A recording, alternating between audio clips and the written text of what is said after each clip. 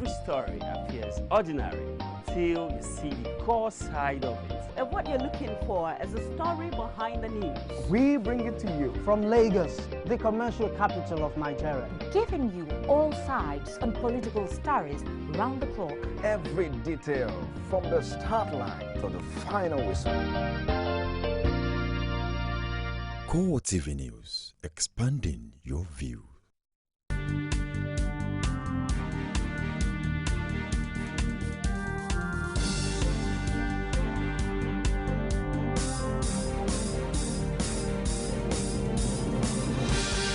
You're on to CoreTV Primetime News. I'm Nifemi Oguntoye. Our major stars. Boko Haram militants strike again in Damaturu, killing 16 people.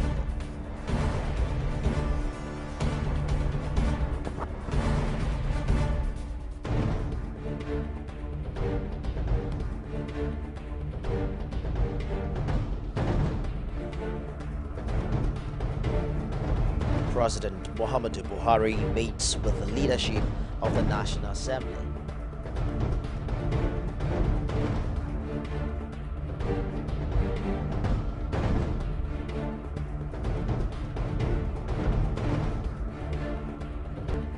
Former Ekiti State Governor Kayode Fayemi dismisses rumor of Bola Tinubu's opposition to his ministerial nomination.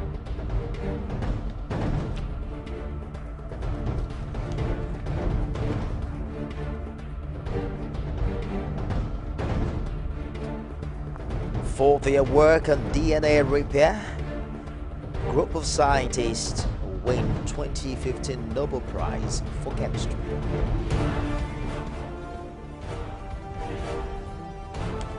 We begin tonight in Yobe, where 16 people have died and 10 others injured in multiple explosions earlier this morning in Damaturu, Yobe State Capital.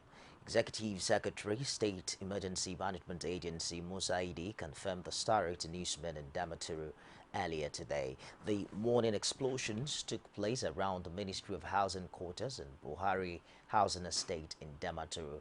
Normalcy has, however, since returned to the state capital as schools opened, while workers and other residents have resumed their normal business. Estate along Gujuba Road, where a Zababa went into a Fulani hut and gathered the the Fulani settlers there, and the bomb was detonated, killing 10 of the Fulani villagers and the Zababa himself.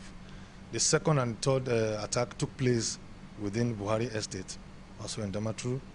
Unfortunately, a young man actually made an attempt to stop one of the side bombers, who actually was bearing a rifle and also had bombs all over his body. So in an attempt to disarm the man, the two of them died together. The name of the young man is Azan Muhammad Amagun, 19-year-old undergraduate of Yobe State University. The third one took place at a shop, within the same Buhari Estate, whereby the suicide bomber came in a bicycle and pretended to be a customer of the shop, approached the shop owners, and before you know it, the bomb went off and 4 people died in that instance.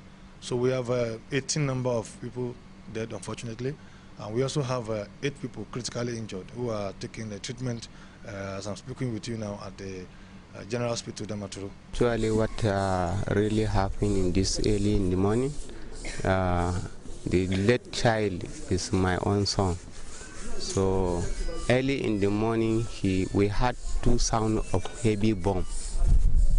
When we heard that sound, he said, let him come out and check whether is something going on wrong or nothing, something like that. He just came out. Immediately as he came out, he saw one suicide bomber approaching him. So in the result of to stopping the suicide bomber, so unfortunately, the boy, he just grabbed the suicide bomber. So the thing just exploded. So that's what actually happened.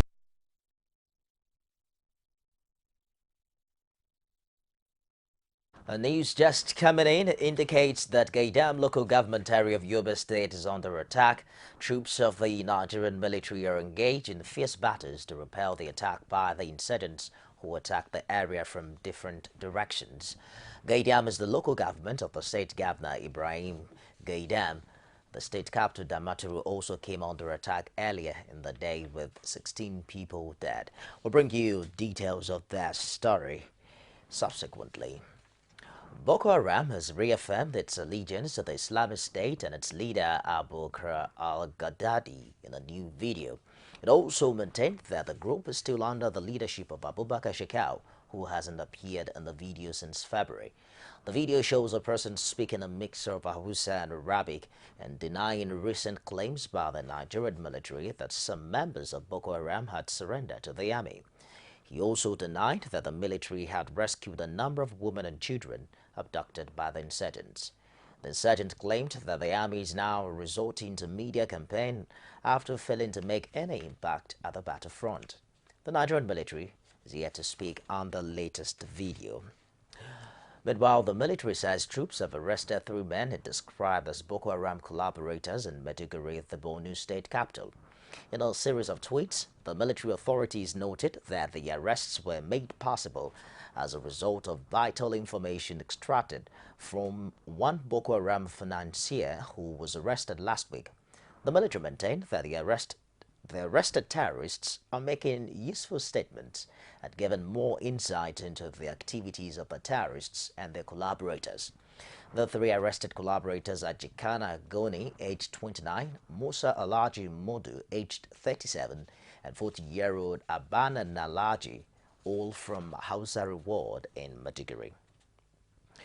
The Chief of Defense Staff, General Gabriel Olanishakin, says the military is re-strategizing towards winning the war against Boko Haram and meeting the December 2015 deadline given to the military to end insurgency in the country.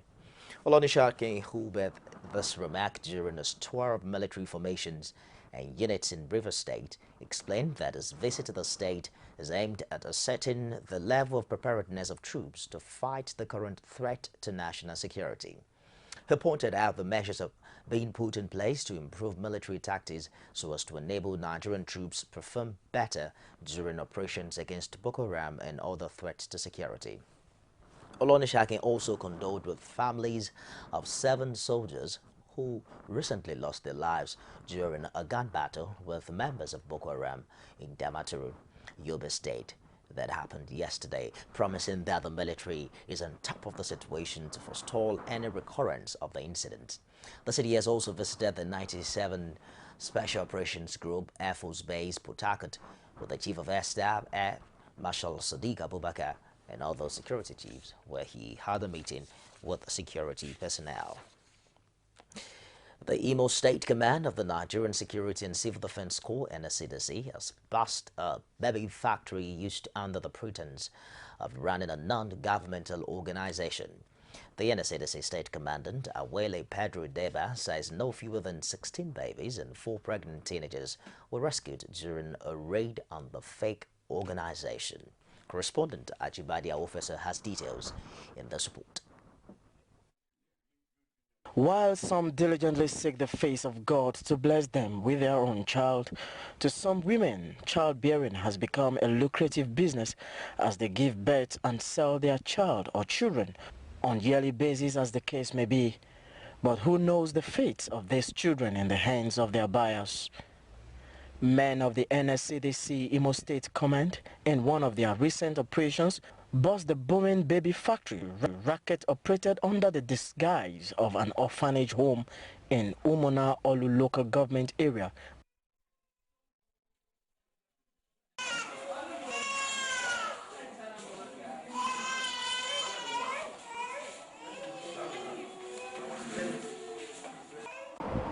That is child abuse, child trafficking.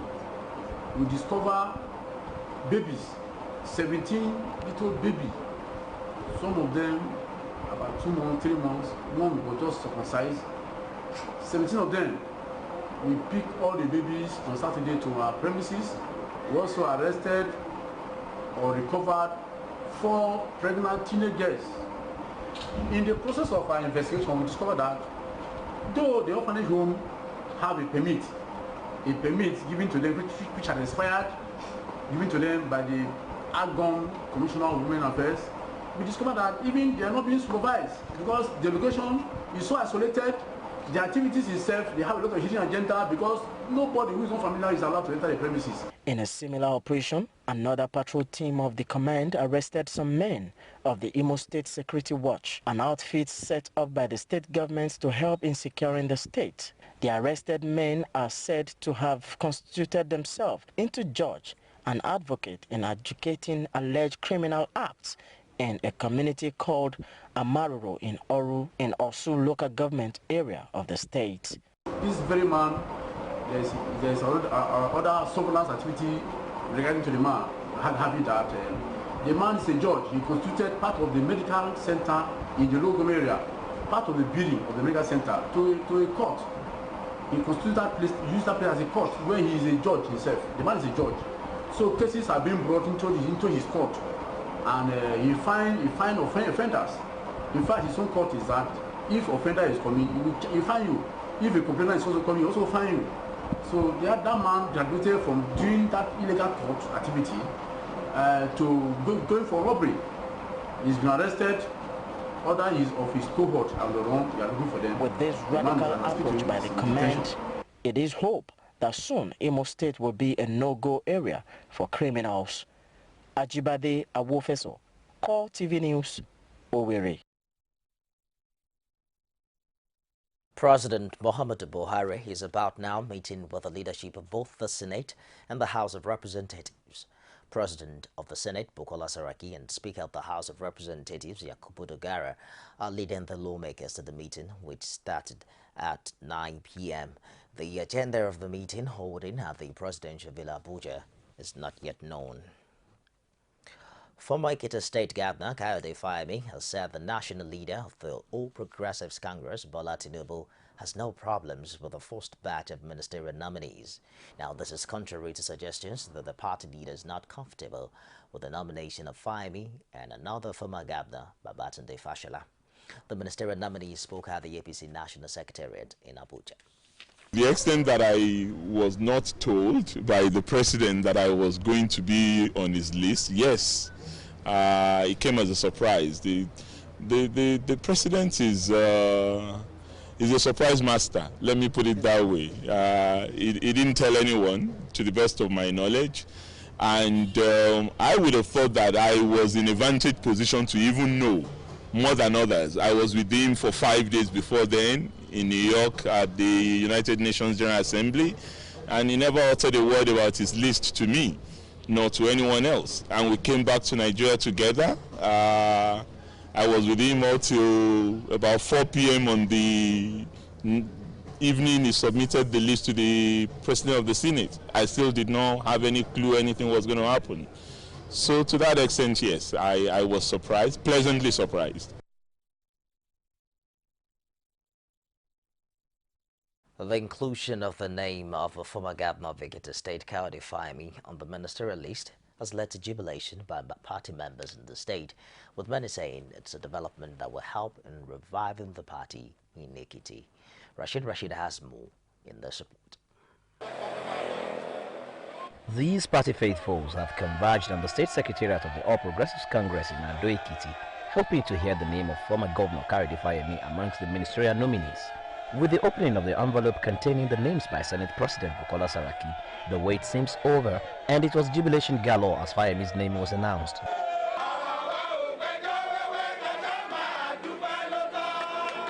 For these party officials, Fayemi's nomination is God-sent and will strengthen the anti-corruption drive of Buhari administration. In the area of proving integrity and maintaining law and order by ensuring total security for the citizenry of this country, and not only that, to ensure that corruption is wiped out of our socio-political system. Other members expressed their joy in words. It is a well-deserving one. It's a man that has worked assiduously for us in the Ekiti State. During his tenure in the administration of Ekiti State, he really worked very well. In his administration, we see all the good works that he did. My Oga, my beloved Oga, has been appointed as the Minister of the Federal Republic of Nigeria. I'm sure the President has seen diligence in him, they have seen commitment in him, they have seen honesty in him, probity, and everything good in him. But for some other members, it's a return to the winning streak of the party in Ekiti State. It's a victory for democracy, and this is what every member has been yearning for, to appoint a politician who can mobilize, who can develop the party in the state, who can make the party rise to the occasion of contesting an election and win. With the screening of nominees yet to commence, the APC in Ekiti State can only hope that Fayemi scales through the Senate hurdles. Rashid, CoreTV News, Ado Ekiti. You're watching CoreTV Primetime News. I'll be back after this break with more stories. Don't go away.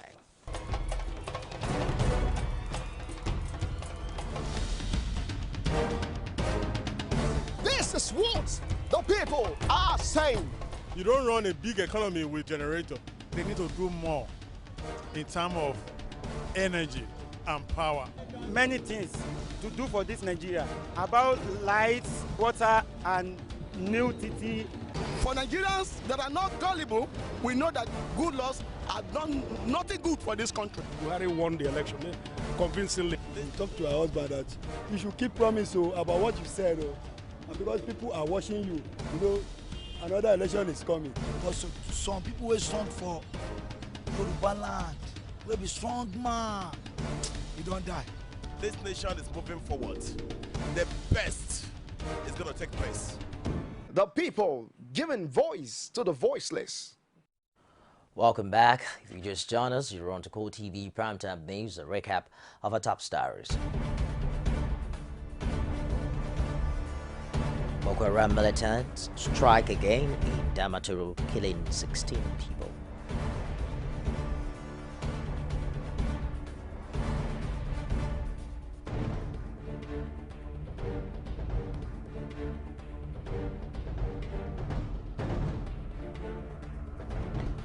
President Muhammadu Buhari meets with leadership of the National Assembly today.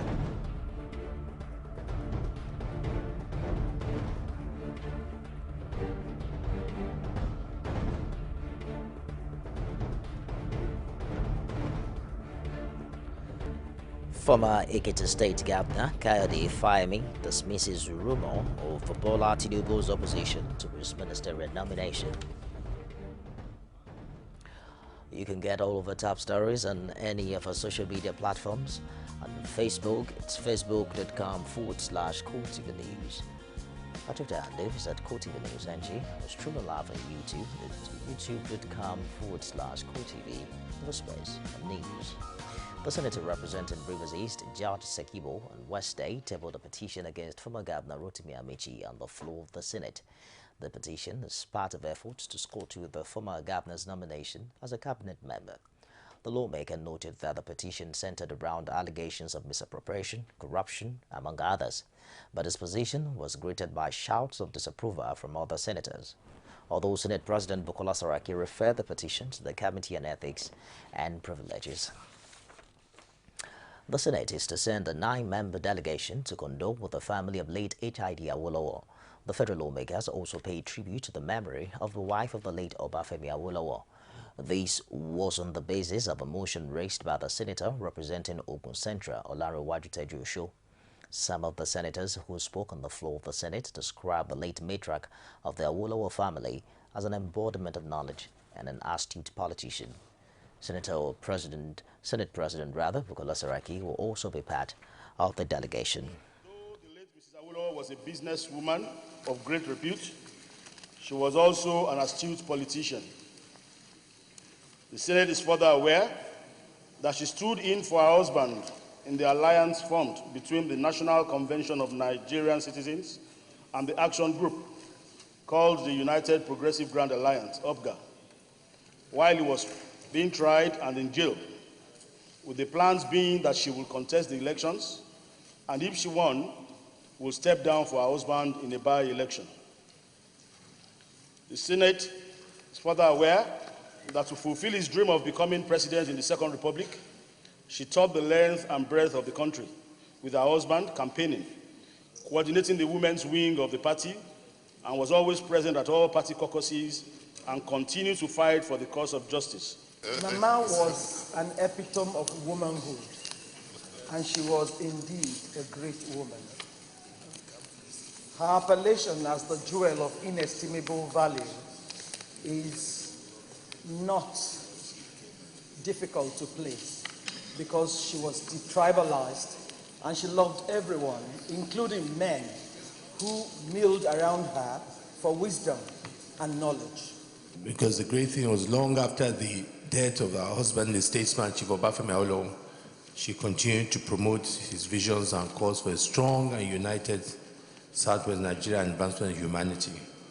We thank the Almighty God for her remarkable, illustrious, and celebrated life, and commiserate with the good people of Ogun State, our family, entire Yoruba land, and Nigeria at large. May the Almighty God grant her eternal rest. Amen.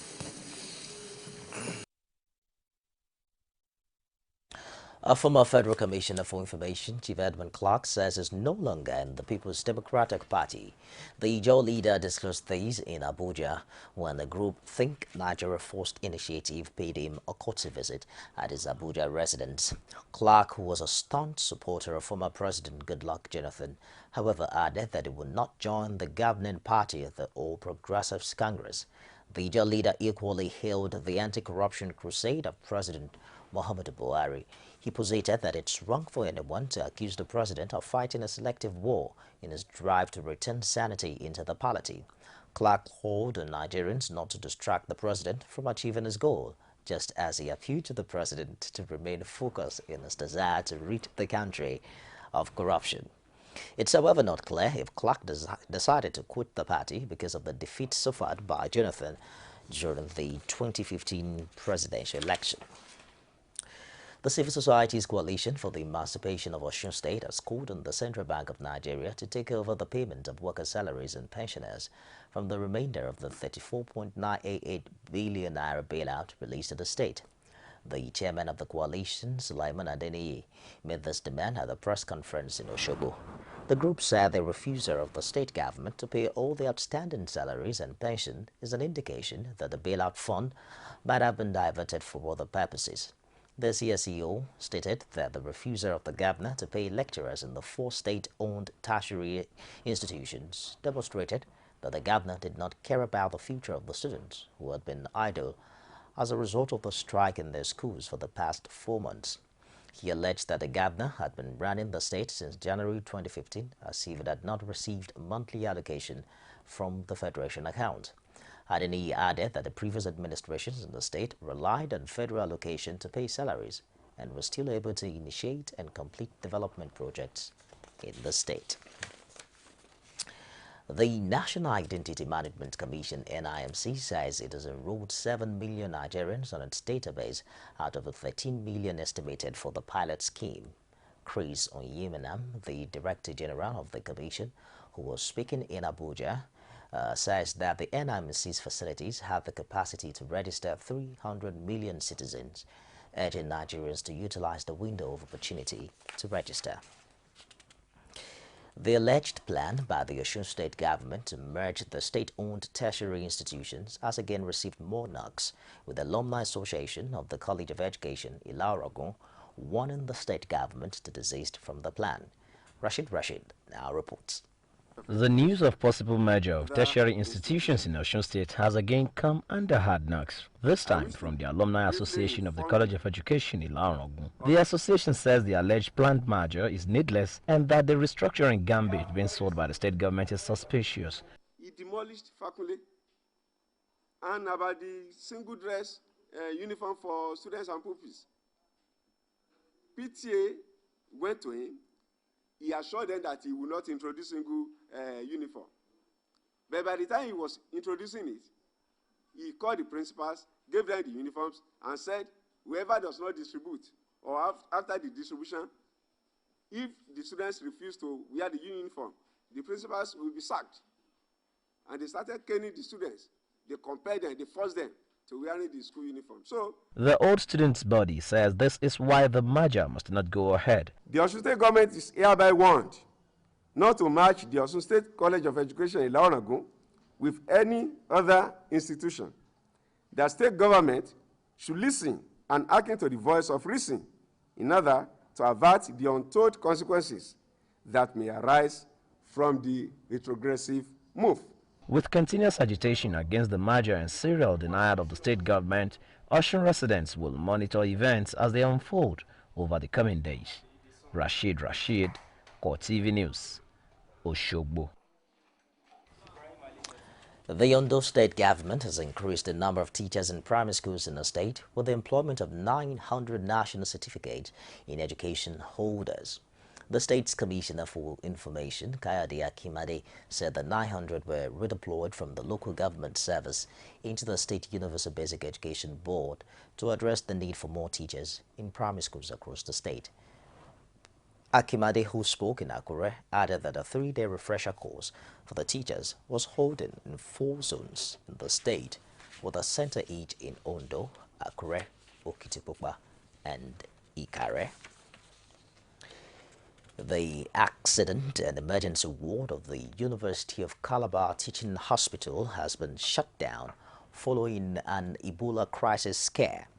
The scare is as a result of the death of a patient who passed on at about 2 p.m. earlier today after symptoms related to the deadly Ebola virus disease manifested before he gave up the ghost.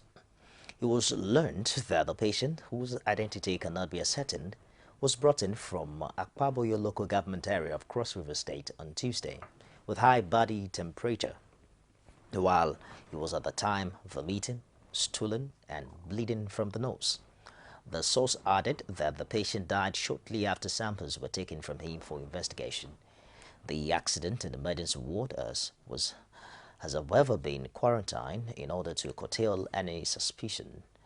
But another source in the hospital, who did not also want to be mentioned, said the patient was suspected to have died of hemorrhagic fever.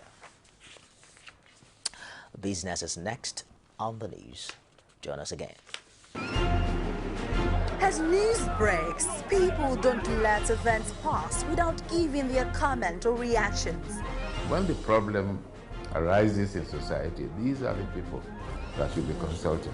To cleanse the corruption in society, we are not to provide information for good life and also security of life and property in this country. The academic society have the loudest voice on this platform. Whether you call it a sovereign national conference or a national conference, it is about the people of Nigeria. There should be a change in power. In any way they can do it. I think there's a script already. Every Tuesday at 8:45 p.m. on this station. From the Ivory Tower, a must-watch for the learning minds.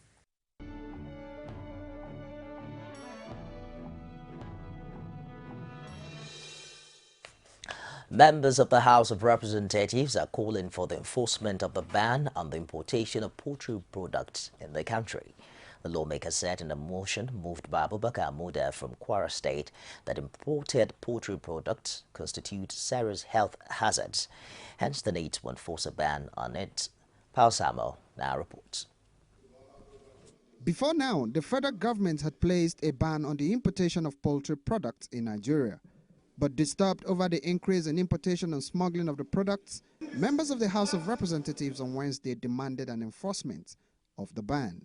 They are also worried that the nation's porous borders still create avenues for smuggling of poultry products into the country. The stock that is imported to smuggle poultry products constitutes serious health hazards, such as renal and liver failures, as well as several other cases of digestive and intestinal health issues as a result of their process of preservation, which involves the use of high levels of formalin and heavy metals that are toxic and very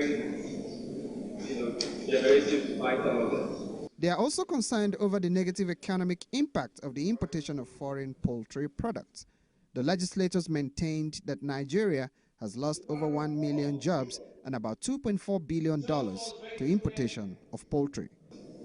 That to feed this country on poultry products, we need about 2 million metric tons per year. But right now, we are producing 300,000, leaving a deficit of 1.7. The question then remains, or then becomes, why do we have this deficit, despite the ban on importation.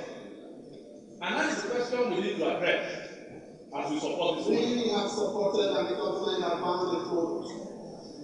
In banning the product, it therefore means that we must look at the effect of supplies and demand. When you look at this motion, it's saying calling on the enforcement of the ban of importation, smuggling, trading and consumption of foreign country products. This is a product that has been banned by the federal government. And if we are here sitting probably trying to speak in favor of somebody breaking the law of our country, then we are not doing this country any favor. At the end, the House urged the Central Bank of Nigeria to increase the lending percentage to poultry farmers. Speaker of the House of Representatives, Yakubu Dogara, then referred the matter to the House Committee on Customs and Commerce for further legislative inputs. Pius Samuel, CoreTV News, Abuja. 5 countries, including Thailand, have expressed interest in investing in Nigeria's mining sector. Sonny Shil, the President Miners Association of Nigeria, says the countries have shown interest in investing and also training Nigerians on the use of new equipment. Shil added that the investment will be a major boost for the nation's economy. EcoBank Transnational Incorporated (ETI) has foreclosed the plan of selling some of its stake in its Nigeria subsidiary EcoBank Nigeria Limited due to falling equities prices. Now, the Chief Executive Officer of the bank, Ade Ayemi, stated this in an interview. The bank had said that it will sell part of its stake in EcoBank Nigeria PLC by the end of the year to boost its working capital and meet up with the Central Bank of Nigeria's directive on minimum capital threshold. ETI had planned to raise it as much as $400 million with a sale of about 25% of the Nigerian subsidiary. Stories from outside Nigeria now. The 2015 Nobel Prize in Chemistry has been awarded for discoveries in DNA repair. Thomas Lindell, Paul Modrich, and Aziz Zanka were named as the winners on Wednesday morning at a news conference in Stockholm, Sweden. The work uncovered the mechanisms used by cells to repair damaged DNA, a fundamental process in living cells and important in the cure for cancer. Prof. Lindell is Swedish, but has worked in the UK for more than 3 decades. Claes Gustafsson from the Nobel Committee said the recipients had explained the processes at the molecular level that guard the integrity of genomes. The prize money for 8 million Swedish krona, about £634,000, will be shared among the winners. Aid agency Medicine Sans Frontiers (MSF) is seeking now to invoke the International Humanitarian Fact-Finding Commission to investigate the U.S. bombing of its hospitals in the Afghan city of Kunduz. MSF says the coordinates of the hospital were well known and its bombing could not have been a mistake. The aid agency, winner of the 1999 Nobel Peace Prize, has said it's proceeding from the assumption that the attack was a war crime. MSF said it does not trust internal military inquiries into the bombing that killed at least 22 people. The U.S., however, says last Saturday's bombing was a mistake. It came amid efforts to reverse a Taliban takeover of Kunduz. Reacting, MSF Chief Juan Liu told reporters in Geneva they cannot rely on internal military investigations by the U.S., NATO, and Afghan forces. She clarified that the IHFFC was the only permanent body set up specifically to investigate violations on an international humanitarian law. The International Humanitarian Fact-Finding Commission, IHFFC, was set up in 1991 under the Geneva Conventions. The EU is beginning a new operation in southern Mediterranean to intercept boat smuggling migrants. Under Operation Sophia, naval vessels will be able to board, search, seize, as well as divert vessels suspected of being used for human smuggling. Until now, the EU has focused on surveillance and rescue operations. So far this year, more than 130,000 migrants and refugees have crossed to Europe from the North African coast. More than 2,700 have drowned. However, many more migrants and refugees, mainly Syrians fleeing the country's civil war, are taking a different route, crossing overland into Turkey, before a short journey by sea to European Union member Greece and onwards to Central and Northern European countries, with Germany the preferred destination. And now to top stories making headline in this world of sport.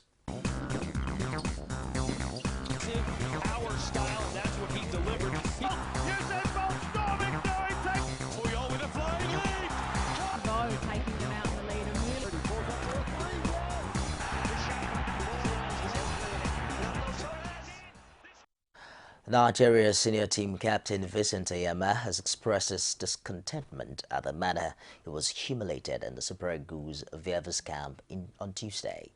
The Lily goalkeeper, who arrived camp after Monday's deadline, haven't been permitted to report late following Saturday's burial of his mother, fell out with coach Sunday Olise, and as the anger boiled over, Olise ordered him to leave the hotel before calling on security officials to haul the goalkeeper out, as Ayama attempted to apologize to his teammates for reporting late to camp. However, the Nigeria Football Federation stepped in to rescue the situation, and the Eagles keeper was ordered to remain in camp. Breaking the silence for the first time since the incident happened on Tuesday evening, Ayama revealed that he was pained at the insult hurled at his late mother and attempts to throw him out of the camp naked by security officials. A month ago, the goalkeeper asked to be withdrawn from the squad preparing in Abuja for the Super Eagles Africa Cup of Nations qualifier against Tanzania, only for news to break later that evening that his mother had died. Nigeria faced DR Congo in the League on Thursday before facing Cameroon 3 days later in Brussels, Edmund Manchester Stadium. Former Borussia Dortmund manager Jurgen Klopp is expected at Anfield on Thursday as the German edges closer to becoming Brendan Rodgers' successor at Liverpool, while Carlo Ancelotti has ruled himself out of contention. Klopp is reportedly in advanced talks with Fenway Sports Group President Mike Gordon and Liverpool Chief Executive Ian Aray, and is planning to fly to England to complete negotiations ahead of his highly anticipated move. Of course, former Real Madrid and Chelsea manager Ancelotti, who was also linked with the job, has told reporters he would return to management, but only next season. The Fiery club, twice a Bundesliga champion with Dortmund, who he also steered to the Champions League final in 2013, has made no secret of his desire to work in England.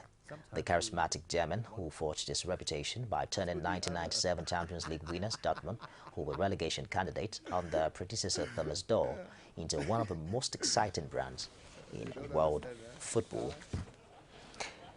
The captain of the World Cup winning side is a fearsome opponent, but the Hull City man affirmed that he must watch the United Star for his nation to have a chance.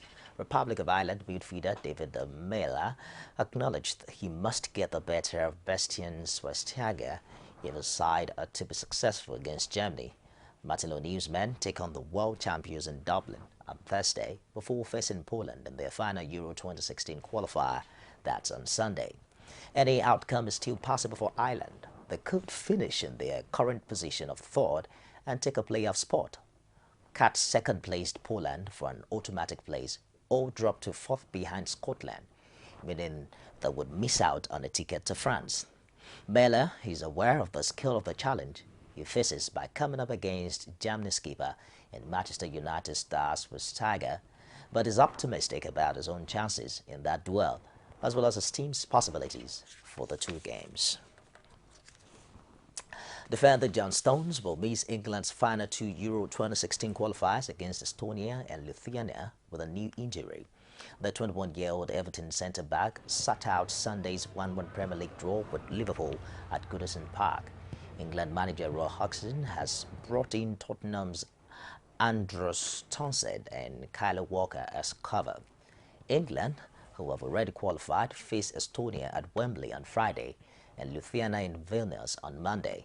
There are also doubts over the fitness of captain Wayne Rooney, Liverpool striker Dane Ings, who has been called up for the first time, and Swansea midfielder Ginger Shelby.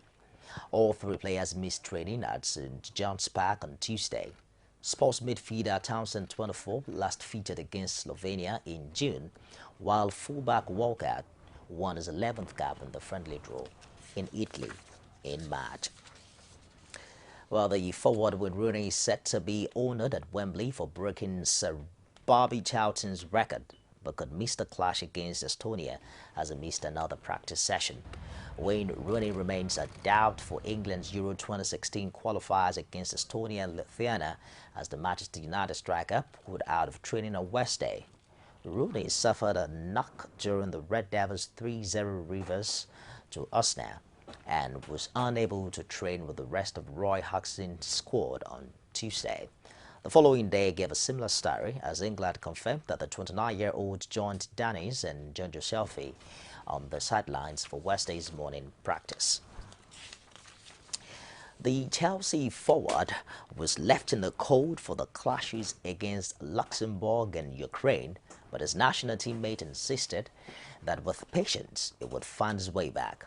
Juan Mata has defended Diego Costa's form for Spain after the striker was left out of the national squad and replaced by Alvaro Morata for the upcoming Euro 2016 qualifiers.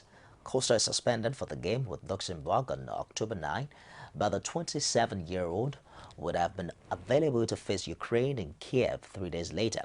Head coach Vicente Busque insisted the Chelsea striker was only left out because of his ban for one of the two games. But he has struggled since pledging his allegiance to Spain over Brazil, scoring once in 9 caps. Manchester United star Mata, though with sympathy for the tough task Costa faces as part of a Spain team that plays with a slow passing style, says he has to adapt and above all be patient because there's a lot of time without touching the ball. To end the primetime news tonight, a recap of our top stories. We told you that Boko Haram militants have struck again in Damaturu, killing 16 people.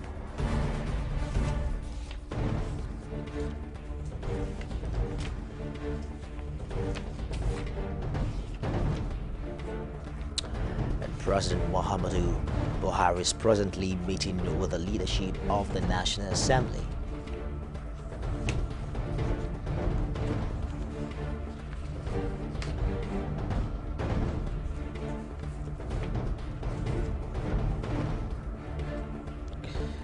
Former Ekiti State Governor Kayode Fayemi has dismissed rumor of Bola Tinubu's opposition to his ministerial nomination.